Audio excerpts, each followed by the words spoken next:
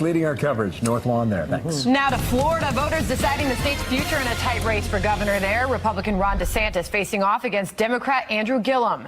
Phil Keating's live in Tallahassee. Phil.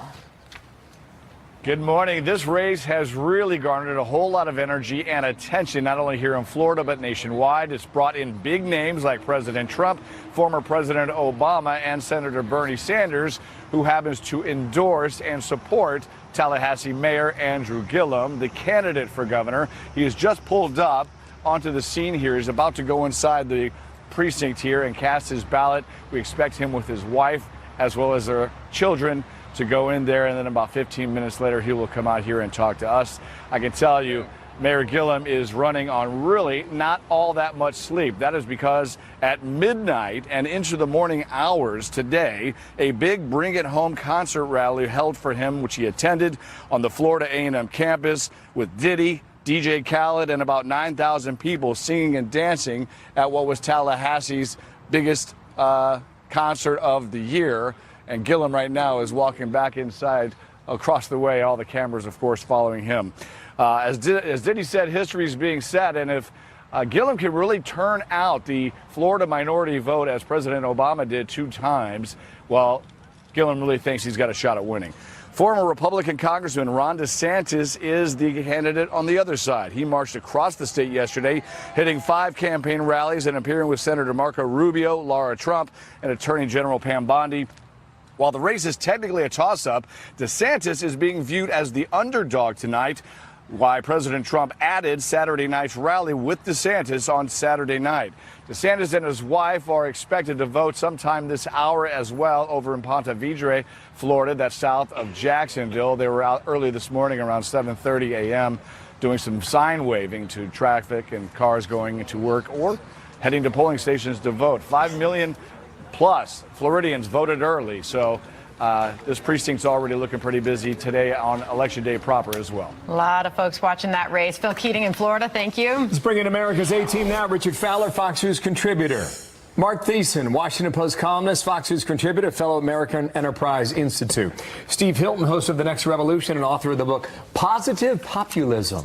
We're popping our peas. Gentlemen, good day to you. Good day. How come the president hasn't lost his voice? I want to know. I need to know, rally after rally. Just across the table here, how are you feeling about today? Well, if I said during the break, and I'll say it again, I think I'm optimistic, but I'm also as nervous as a church mouse on Extermination Day for my party, because this is a big election.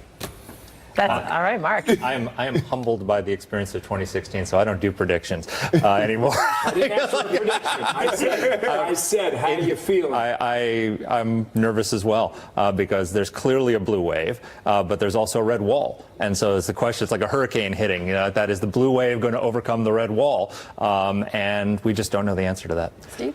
So I hope I'm wrong, but I'm feeling bad, frankly. I'm feeling like what we might see is the revenge of the elites for 2016.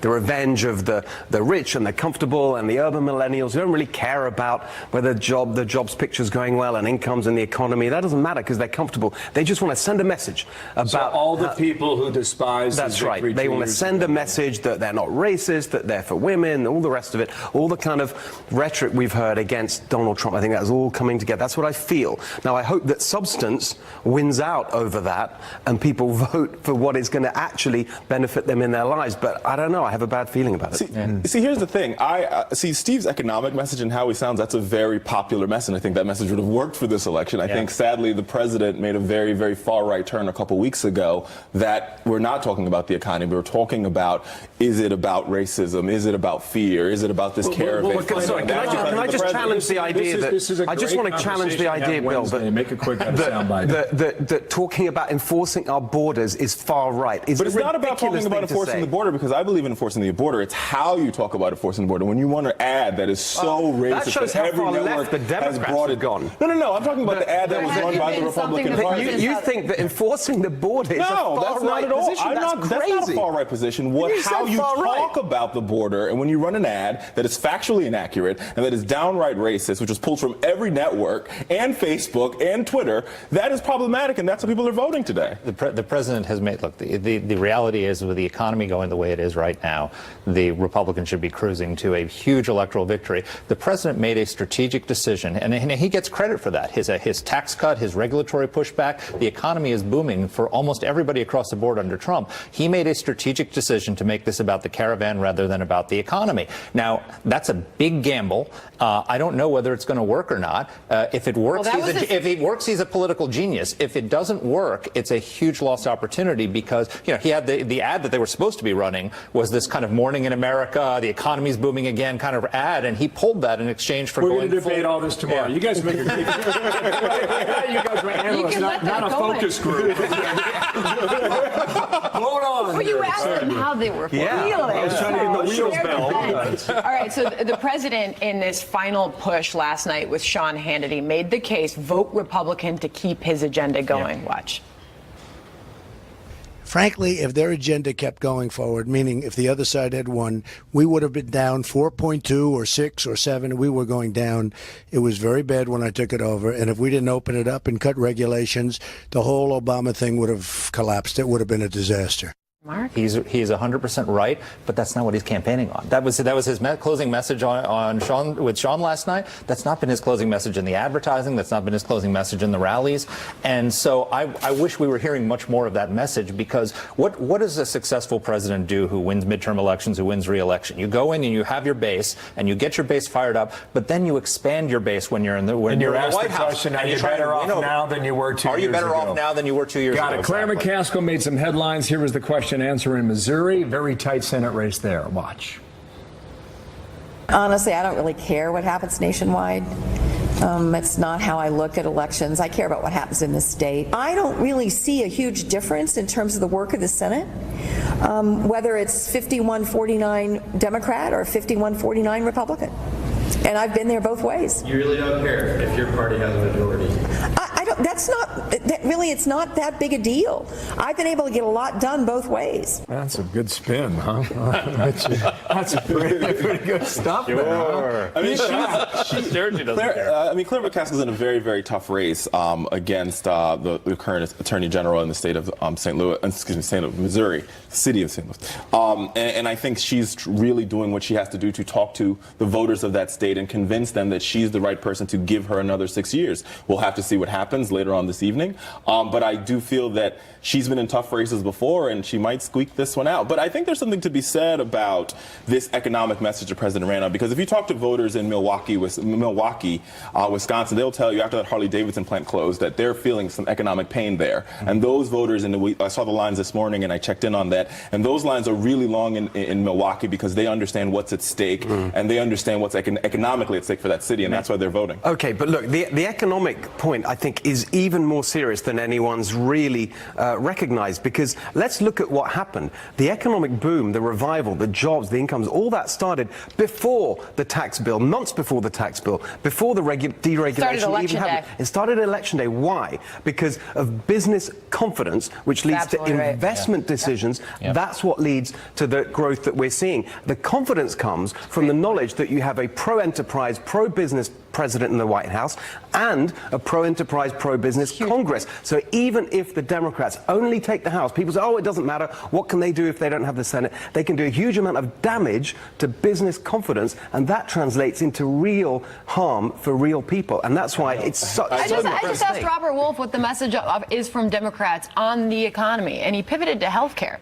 I just don't wonder what because that's the part message. of our holistic economy. I mean, take, for example, what's happening in Georgia. All across the state of Georgia, rural hospitals are closing down left, right, and center. Stacey Abrams is running on a campaign that's saying, how do we make sure that every Georgian has high-quality health care? And if you talk to pecan farmers in the state of Georgia, their price of pecans have gone up 47% thanks to Donald Trump's irresponsible trade war with China, they're going to tell you that they're voting for Stacey Abrams because they care about hospitals, they care about their families, and they care about their pecans. Here are facts. The unemployment rate is 3.7%, which is a 50-year low. Household income up 3.1%. Economic growth last quarter, 4%. 4.2%. Manufacturing jobs growing at the fastest rate in 23 years. African American, Hispanic unemployment, lowest ever recorded. Women's unemployment, lowest in 65 years. Youth unemployment, lowest in 50 years. The unemployment rate for the forgotten Americans, Americans without a high school diploma, lowest ever recorded. These are just facts, Richard. And so for me, I just look at it from a perspective that not campaigning on that could end up, we could look back tonight that was a why do you think, Mark, why do you think, use your big brain here, why do you think the calculation was made to go in a different direction, at least for a period of 5 to 7 days? Because I think sometimes people take economic progress for granted when they go into election, and what the president saw was, I'm trying to put myself in his shoes now, he saw that there was a huge blue wave coming, that the Democrats were very energized, and then Kavanaugh came along. And the smear campaign against Kavanaugh happened, and Republicans got energized, and so he started seeing that these kinds of issues, and then the caravan happened. All of a sudden, he started seeing momentum on the Republican side to go into the elections, and so he's trying to play what seems to be working. And the fact is, you can do both of those things. You can campaign on border security, you can campaign against the Democrats' treatment of Brett Kavanaugh, but you can also have a positive economic. But I think they did do that. To be fair, I don't accept this characterization of it that they just sort of completely dropped one and only focused on immigration and borders. I think that all the way along they've been. The president touts the economy every single rally, and no, I think that the messages that I've seen have emphasized the economic progress. The ads that I've seen have emphasized the economic progress. But the fact is that immigration is a big issue. It's also an economic issue, because uncontrolled immigration is a big reason why the forgotten man and woman has lost out over the last few decades, as we've had open borders and low-skilled, low-wage immigrants coming in and depressing wages. That's a fact too. The reality is they did make a choice, because he had an ad up that was going to be his closing ad that was all about the economic progress, and he said he hated it and switched it to an immigration ad, and that's a legitimate choice. But if he wins, he's a genius. And I would say this: I think you have to think about this as a local election, right? This is about people voting for their congressperson, they're voting for their governors. If you look at some of the states where President Trump won, Michigan, for example, it is very clear that the Democrats will take that governor's mansion. It has less to do with the economy, and it has everything to do with the fact that in Flint, Michigan today, there isn't clean drinking water. We shall see. You guys are a great panel. Hang on, okay? Cool your jets. Come on back in a moment, okay? All right. Well, a last-minute push as President Trump urges Republicans to get out and vote. But how will he and his agenda move forward if Democrats take over the House? We are going to be talking to his daughter-in-law, Lara Trump, will join us next hour on America's Newsroom. Also, you guys talked a lot about the economy for good reason. A lot of money on the line as investors await the results of the midterms. What happens mañana? Charles Payne joins us coming up. 20 past the hour down to Florida, seeing Ron DeSantis. He is in line. There he goes, right, with his baby in his arms. He has a new baby at home. We don't know if that's his baby, but likely. He is. Oh, he's got his whole family there. There they are. His wife, his children, all there. Live pictures. That is near Jacksonville there, Ponte Verde, getting ready to vote there. Screen right is Andrew Gillum in Florida. Really good governor's race, so we're watching that all go down from Tallahassee on the west side to Ponte Verde on the east side. So check it out. It is election One of the most closely watched. I mean, it just makes you want to get up on your feet, right, Charles Payne? Stocks right now. Hello. Stocks are, it's fair to say, they're a little bit on the move. Some positive movement this morning, up 41 points. The Dow, as investors await the final results of today's midterm elections. Charles Payne, host of Making Money with Charles Payne on the Fox Business Network, is here. You know, the Wall Street Journal called it when we kicked off this week. The markets are in a wait-and-see mode because you just cannot make any predictions. The good news, though, is that they've been drifting up. Yesterday, we were up 190 points in the Dow. Very quiet, despite all of the carnage still in those big names. I think the market's almost relieved this whole thing is over. That's fair. A relief rally, maybe? Yeah, well, to a degree. And I also think the market probably senses that there won't be a Democrat sweep of both. So at the very least, Republicans keep the Senate and the White House. I think what we're going to see, though, is this election is if the Dems do win the House, it starts setting up 2020, which I think will be an onslaught, a full-on war against capitalism. You know, we heard some comments yesterday by Mark Warner. We know that the younger folks in the Democratic Party are against it. And I think that's going to be one of the central issues that corporate America and Wall Street are going to have to deal with over the next few years if the Dems win the House. Okay, winners no matter the outcome. You talk about infrastructure. Right. Today, Martin Marietta Materials is up $10. It's up 5%. And it's interesting because when they reported the numbers, I've been talking about this for about a week now because these stocks started acting pretty good last week. They talked about the drivers for all of this, and they mentioned the FAST Act. The FAST Act was passed under President Obama. Listen to how it was passed. In the House, 359 to 65, in the Senate, 83 to 16. A $300 million infrastructure spending bill. This is mostly surface stuff, and it was obviously bipartisan. The Dems win the House, you're going to get infrastructure spending. Even if they don't, I think they'll come to the table. So if you're looking for areas in the market, this is a stock that already told us this morning, the company, going into next year, we're going to do pretty good. Not just because the FAST Act is in place, but there might be a whole lot more money coming in. Meanwhile, you got to love the way Larry Kudlow puts his final argument on the economy heading into Election Day. Listen to this. It's the economy, stupid. We are growing, 3.5% in Q3, 4.2% in Q2, 3% overall. My friends on the other side of the aisle said you couldn't beat 2. We are now beating 3. This is the biggest single story of 2018, and it is not going away.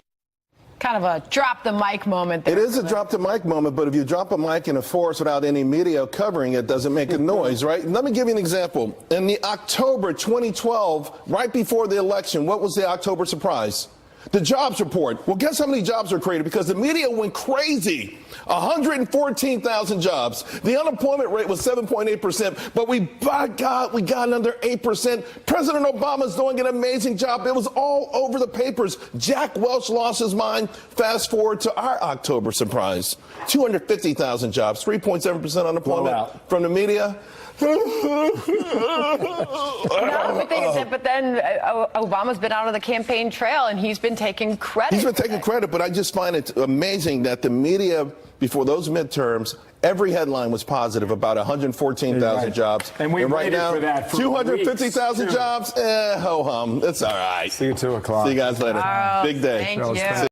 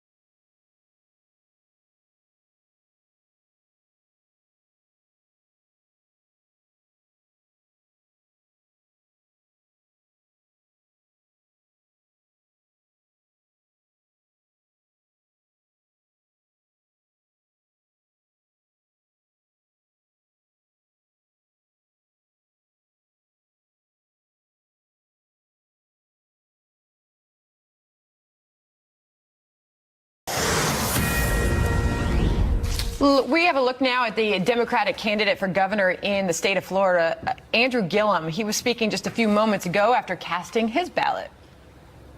Extremely excited to have just, I guess I can reveal, cast a vote for myself.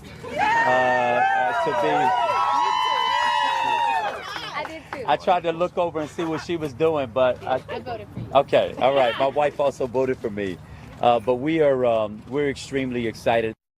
And of course, we saw live pictures of Congressman Ron DeSantis, the Republican, running against him a few moments ago, casting his vote. So it is all begun. Election day morning. She gave the right answer, too.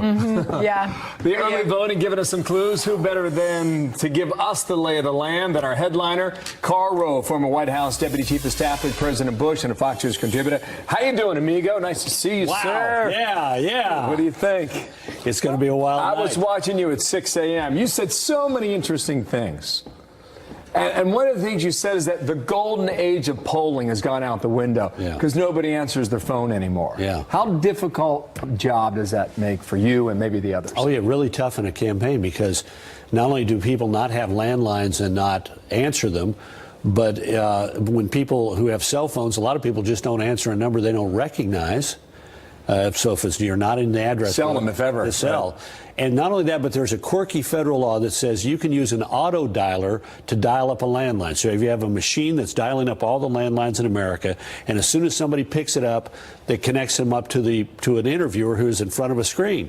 But the law says you can't use an auto dialer on cell phone numbers. So you have to have somebody who literally dials up those numbers and hopefully gets somebody on the phone, which drives up the cost of polling dramatically, which is why people are trying to do polls now online and creating online samples and blah, blah, blah. It's kind of the reason why we changed our system this year, too. Several days, too. Yeah. So. We're all hungry for more data. What are you going to be watching tonight for your first indication of how things are going to turn out? Well, I'm going to be watching the counties in eastern Indiana and Kentucky 6. Kentucky 6 is around Lexington, Kentucky, the state capital, second most Democratic congressional district in the state, occupied by Republican incumbent Andy Barr, being challenged by one of the star recruits for the Democrats, a war veteran, combat veteran, Amy McGrath. And if the Republicans win, if Barr comes out really strong, that's going to be a great night for Republicans. If it's narrow Barr win, narrow McGrath win, it's going to be a sign of a long night. If it is a big McGrath win, it's going to be a blowout for blowout. I'm going to show it for us real quick. Yeah, all right, go six. Come on over here, Teddy. There we go. Follow us. God, I get to go over to the you board. Stay right. You stay right there. Well, you can't. That's a little uneven. What? I can't get too close. Well, here's my. Yeah, come on over here. But what's interesting about this? Stand on over here, Carl. Right here. I mean, taller than Hemmer. What I think is interesting about this, what you point out here. Where is it on the map here? Right, sorry, Mid-South, sorry, I clicked the wrong one. We'll get all this down later tonight. This is Lexington. Yeah. Right, suburbs of Lexington. Why is he not running away with this race? Because Lexington is the population center. It's a college town. It's the state capital. It's pretty liberal, and it's a dominant force in this. The further you get out into the rural counties and the exurbs, the better off he is.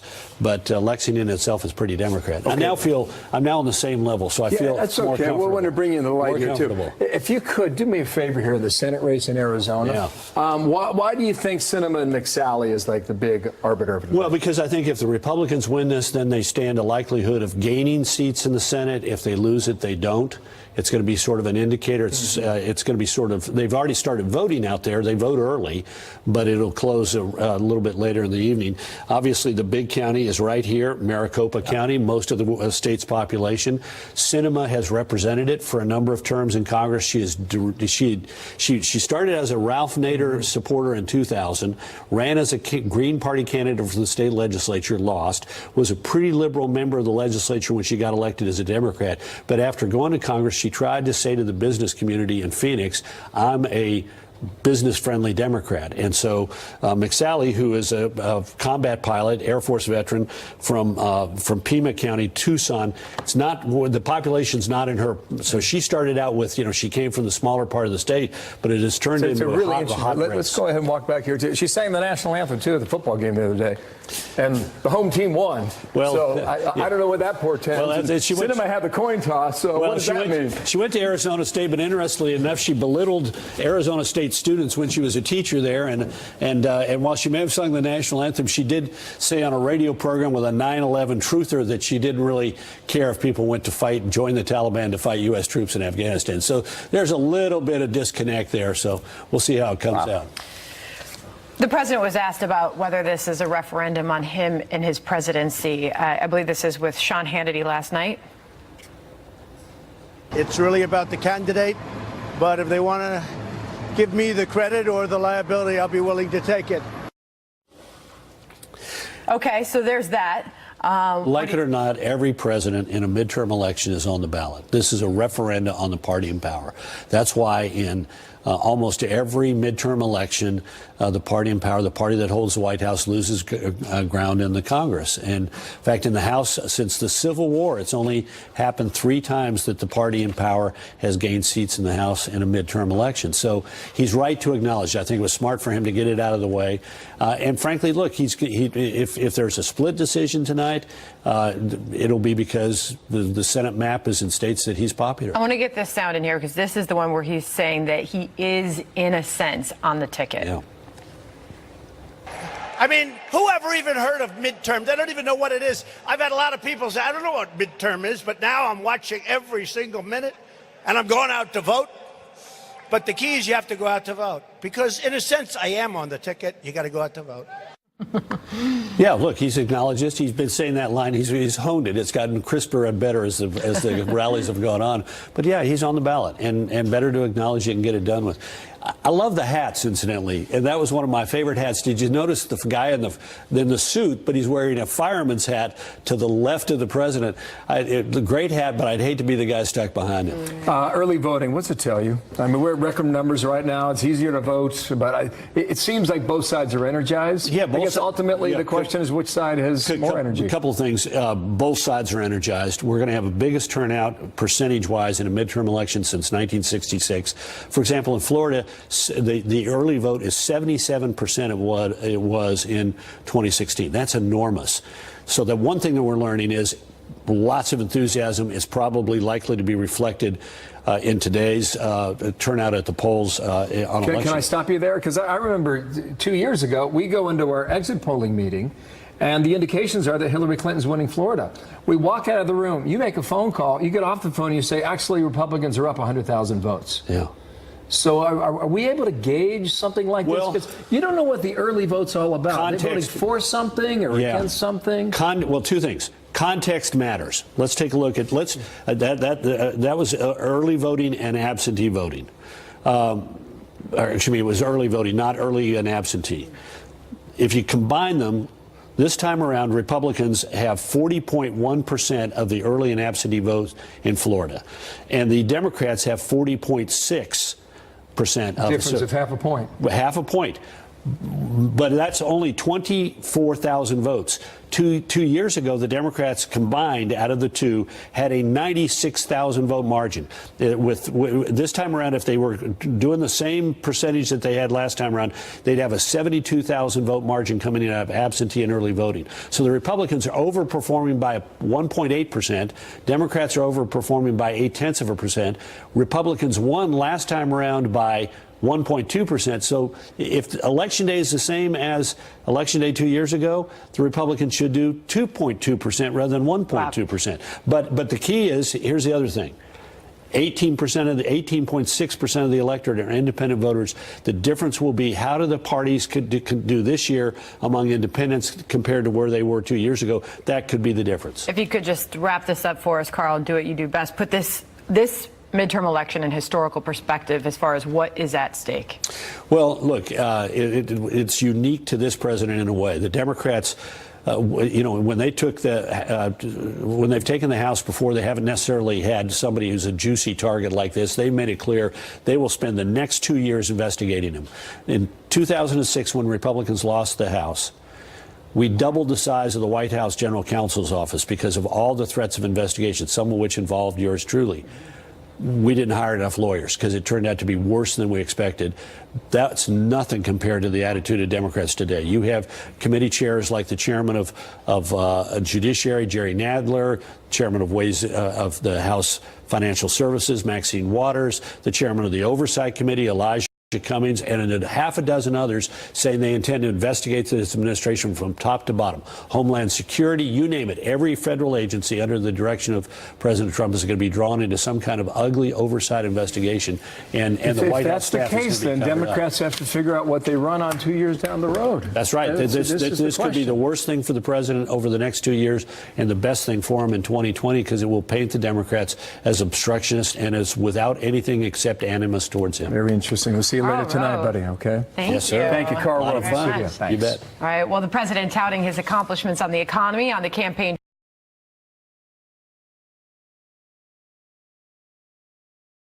trail, but he says there is one thing he does regret about his first 2 years in office. We're going to explain. Also, Nancy Pelosi vowing to stay put and run for Speaker if Democrats win the House. But what do other members of her party say about that? The A-Team takes it on next. Come on back.